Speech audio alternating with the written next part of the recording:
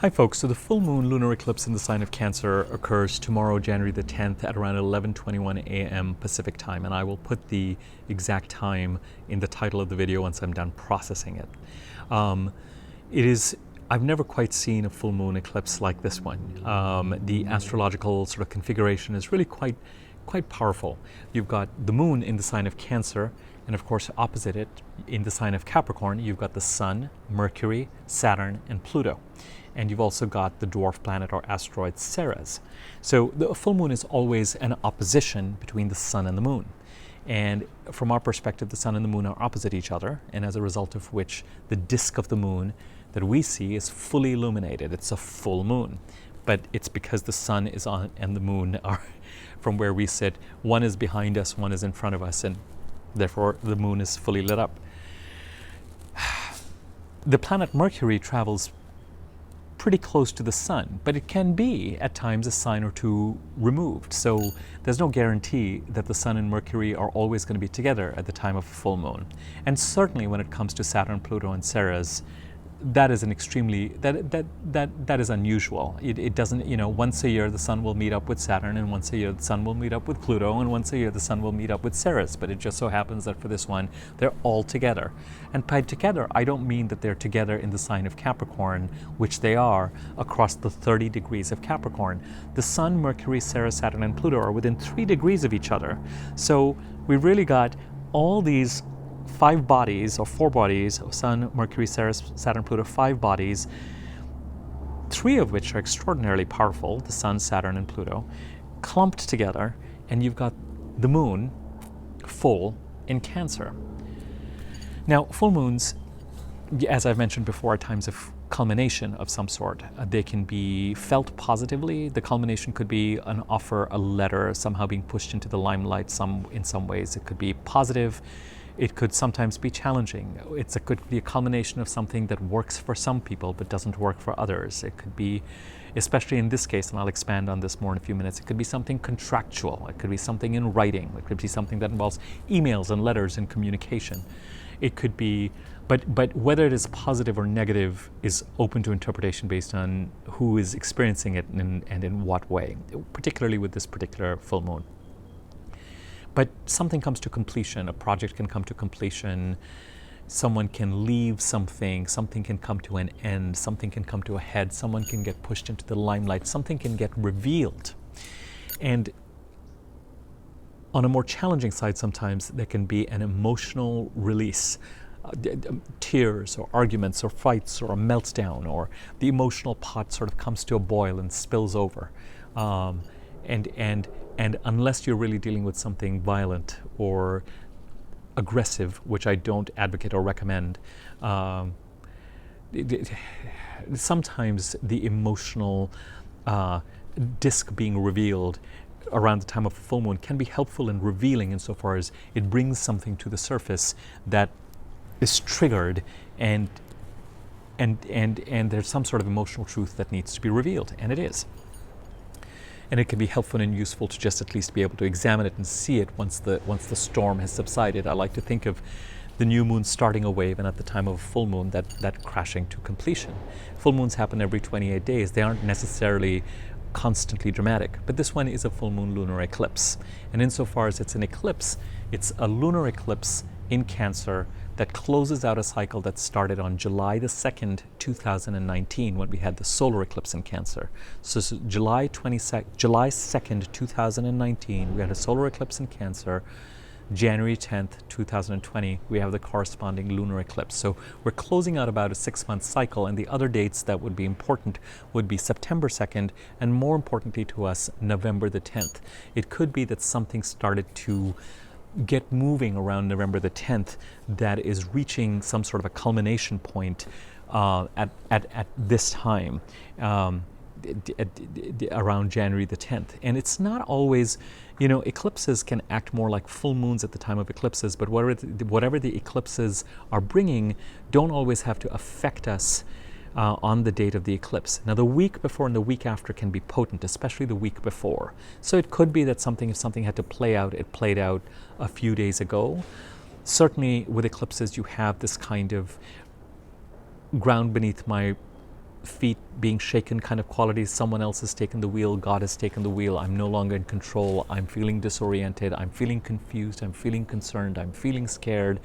Changes are occurring. Emotions are heightened. We see this playing out politically. Very eclipsey time. Certainly geographies where I have most of my clients, the United States, India, and Australia. So, you know, the 3 geographies, certainly dealing with eclipsy issues, particularly as I break down this particular eclipse. And because we are in the month of eclipses, we had a solar eclipse on Christmas Day 2019 and a lunar eclipse tomorrow, January the 10th. This feeling of some sort of a handoff or a relay between 2 sets of energies is very, very strong. Now, if there are offers or work or busyness in the work, that may have more to do with the December 25th, 26th Capricorn solar eclipse that is starting to peak and gather a certain amount of momentum. But if there are things that are somehow coming to some sort of a conclusion, somewhat disorientingly, that may have to do with this particular lunar eclipse. It will absolutely help you to know which parts of the chart Cancer and Capricorn occupy, because chances are the eclipses are related to those particular houses or sectors in your chart. And because we're talking about Cancer and Capricorn, we're talking about Western astrology and the way charts are cut in Western astrology. Okay, so I use the whole sign system, so it's the house that Cancer and Capricorn occupies. Whatever house system you use, you're welcome to take a look and see what that means for you. Now let's get into the heart of this eclipse. The Sun is conjunct Mercury. Mercury is a planet that rules communication, written, verbal communication, and also thinking and thought processes. Communication with others, listening to others, other people talking and communicating to you, you talking to them, emails, writings, contracts, all that kind of stuff. Cars, vehicles.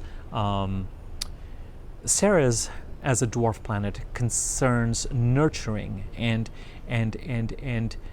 home and hearth and very Cancerian things, actually, interestingly enough, and to some extent certain aspects of mothering, agriculture, taking care, passionate mothering.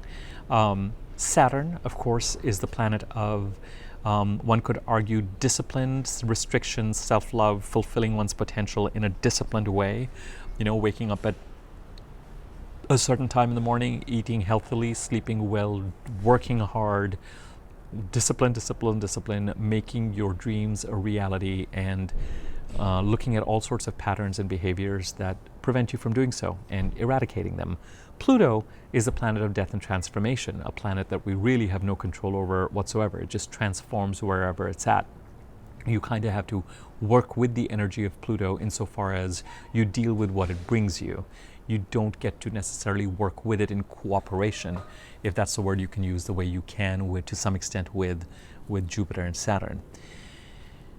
All these planets are in the sign of Capricorn, and Capricorn has a tendency to look at things in a relatively rigidly conservative and traditional way.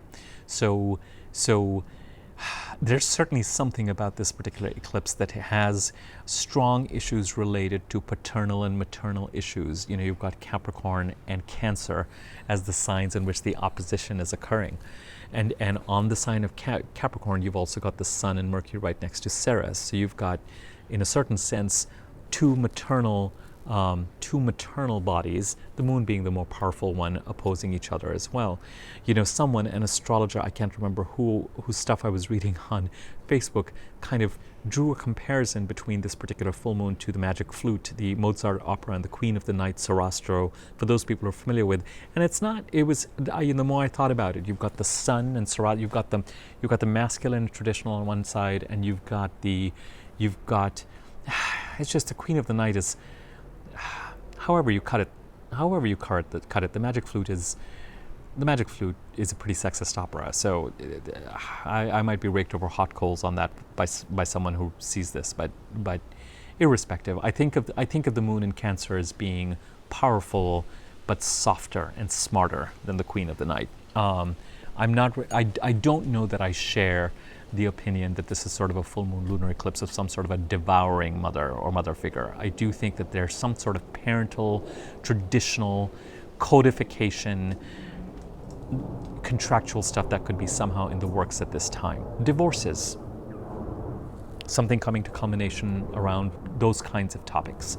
But more importantly, I'm not going to say that whatever decisions are being made at this time are necessarily wise. When planets are so close to the sun, Mercury, Saturn, Pluto, that power, if you look at it in a certain sense, are extinguished or diminished. So it could be that matters that are being dealt with have a contractual quality, have a binding quality, have a conservative quality, have a karmic quality, have a disciplined quality, have some sort of power play involved. But I'm not convinced that the decision making is at its clearest, cleanest, most rational. And I'm not sure that the consequences of whatever it is that this eclipse is bringing are going to be favorable to all concerned, indeed to any concerned. There's something about the rigidity of Capricorn and its kind of highly masculine, and with the moon sort of standing opposite it full, it's as if if something is being put to place or occurring, say over the last week or so, there's an inner knowing, there's just this nagging feeling that there's something not right about this. And it's not just a question of, it's not a question of morally right, although that could be very much part about it. It's also factually something is not. There's something about the way in which things are being set up that has an element of being fixed on a certain path. It's like the bowling ball is going down, it has to go down that path, and we can't move it or shift it or change it in time, but there's just a sense of what was true 6 months ago is no longer true.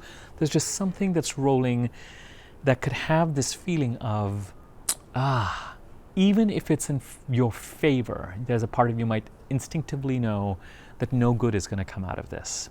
Now, the full moon in Cancer, which is tomorrow, it could be that the next 48 to 72 hours bring a certain amount of sense to the situation, with the full moon alone in Cancer, highly emotional, kind, nurturing, protective, loving, is able to somehow gain some prominence. But the lineup of the planets in Capricorn is pretty intense. But it's intense, but it is also at the same time diminished in its full clarity and power. Diminished, those planets, Saturn, Pluto, and Mercury and Ceres especially, are somehow robbed of their magnificence as a result of being blinded by being so close to the sun, or eclipsed by being so close to the sun. They're just combust. That's the word that is commonly used. So my advice through this period, to some extent, is where possible, try to get to a place of quiet and reflection, and really get in touch with your soul in a certain level as best you can in a quiet way, and really try to see where things are going and whether you are truly comfortable with whatever it is that is going on. I've never discussed this before, but I'm going to try and close this because we're losing light at the time of lunar eclipse of all things. The sun stands for our soul, Mercury our brain, our mind, and the moon for our impulses and our intuition and our emotions. So if the sun stands for us, the next two bodies close to it, that start to move towards individuation or the ego, are our minds and our emotions, both things we don't have a lot of control over, that sit in a reactive space. The mind, Mercury, always stays close to the sun, whereas the moon does ultimately free herself in a certain sense and stand opposite the sun once every 28 days. And so there is this, as I said, there is this showdown quality. There is this opposition between, isn't it strange? I kind of want to use the word cold when it comes to the sun, and it's so not true, applicable scientifically. But with the sun in Capricorn, there's a certain coldness to it, and the moon in Cancer opposing it suggests to me that if there's a ball that is careening towards a certain set of bowling pins, if you can somehow, over the next 48 to 72 hours, even 24 hours, frankly, find a way to connect with the emotional truth and how you're really feeling about it. And if you have a feeling of, this is, even if it's something you want, even if it's something you're engineering, even if it's something that you have fought for, even if it's something that you have interviewed for, even if there's some part of you that just feels like, I don't want to admit it, but I can't see how this is going to be necessarily positive. Trust that inner emotional illumination. You may not be able to do anything about it immediately, and the Cancer eclipses come back to be played with from about June the 20th of 2020 to September 20th, 2020. So it isn't done, but there's something pretty conclusive about this in a certain sense. So I would, as I said, it could be something contractual, something binding, something paternal, maternal, something conservative, something moving towards a more traditional side of things that is coming to culmination. But I can't imagine that it's without its questioning. And I can't imagine that to some extent all of us are feeling a little bit like there's a ball that we have sort of collectively rolled. Either we're the ones who have consciously done it a few months ago or a few weeks ago or 6 months ago, or else we sort of played some sort of a role, even in a self-defeating way of sort of rolling it. But there is something about it that makes me question whether it is truly the sanest, most rational, most powerful thing that could be done at present. So if something like that applies, just sit with it and noodle on it.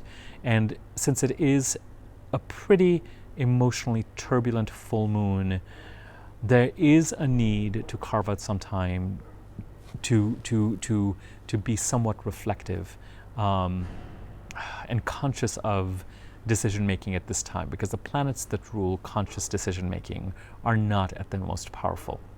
I will leave it at that and just let you sit with that, because whatever it is that's coming up will get dealt with, will have to get dealt with. It's a little bit like what is occurring politically in the last week here, as far as the war is concerned, or the sort of showdown with Iran was concerned, or what's going on in India politically. There's just the colder, more masculine, more rational, more conservative. It just doesn't add up. And the emotional truth of the situation with the full moon in sort of this kind of glorious sign of Cancer, and the moon is very powerful in Cancer. It's just like, you know what, guys, something here is off the mark. And the question is whether we will heed that or whether we won't heed that.